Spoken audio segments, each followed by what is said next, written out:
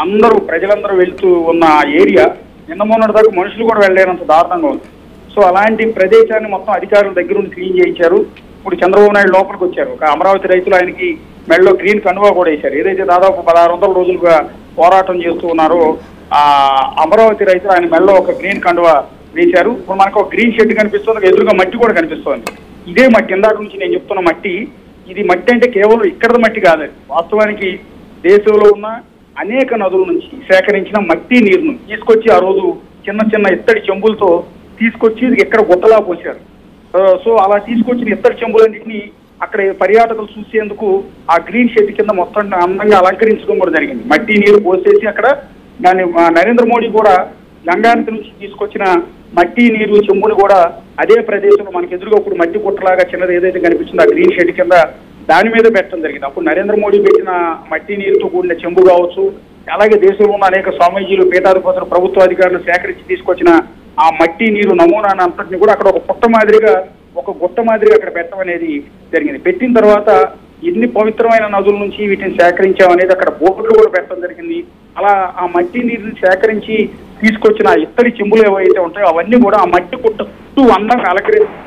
విషయం ఏంటంటే ఈ 5 ఏళ్ళు ఆ మట్టి నీరు వచ్చిన ఆ మట్టి నీరు మాత్రం ఉంచి ఆ చెంబులు మొత్తాన్ని కూడా ఎత్తిపోయినట్టున్నారు. ఎందుకంటే ఒక్కడు కూడా అప్పట్లో మేము చూసినప్పుడు ఆ మట్టి గుట్ట ఏదైతే ఉందో ఆ మట్టి గుట్ట ఈ వందల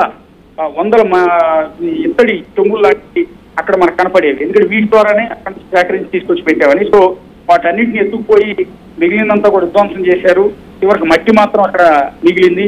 సో ఆ మట్టి గుట్ట దగ్గరికి ప్రస్తుతం చంద్రబాబు నాయుడు వెళ్ళి అదంతా చూపిస్తున్నారు. సో అక్కడ వంగి తలని ఆ మట్టికి ఆంచి ఆయన సాష్టాంగ నమస్కారం చేస్తున్న దృశ్యాలు కూడా మనం ఇక్కడ చూస్తున్నాం. ఎందుకంటే అక్కడ మనకు కనిపిస్తున్న చంద్రబాబు నాయుడు సాష్టాంగ నమస్కారం నమస్కరిస్తున్న మట్టి అనేది అత్యంత పవిత్రమైనది. అందుకనే ఆయన మోకాళ్ళ మీద కూర్చుని మరి సాష్టాంగ నమస్కారం తన తలని ఆ మట్టికి ఆనిచ్చి మరి ఆ విధంగా నమస్కారం చేస్తున్నారు. ఎందుకంటే అంతటి పవిత్రమైన మట్టి అది. దేశంలో ఉన్న, ఇందాక నుంచి చెప్తున్నాడు, దేశంలో ఉన్న అన్ని నదులు, భారతదేశంలో ప్రవహించే అన్ని నదుల నుంచి కూడా ప్రత్యేక బృందాలను పంపించి, స్వామీజీలను పంపించి అక్కడ నుంచి మట్టి నీరు సేకరించి తీసుకొచ్చి ఇక్కడ పెట్టడం అనేది జరిగింది. అందువల్ల ఎదురుగా కనిపించే ఆ మట్టికి అంతటి పవిత్రత ఉంది, అంతటి చరిత్ర ఉంది, అంతటి గొప్పతనం ఉంది. ఎన్నో నదుల నుంచి సేకరించిన మట్టిని ఇక్కడ కావాలి. ఎందుకు అంటే సో దేశంలో ప్రవహించే ప్రతి నది నుంచి మట్టి నీరు సేకరించడం ద్వారా ఈ కట్టబోయే అమరావతి రాజధాని ఏదైతే ఉందో అజరామరంగా వెలగాలి, దానికి అంతటి పవిత్ర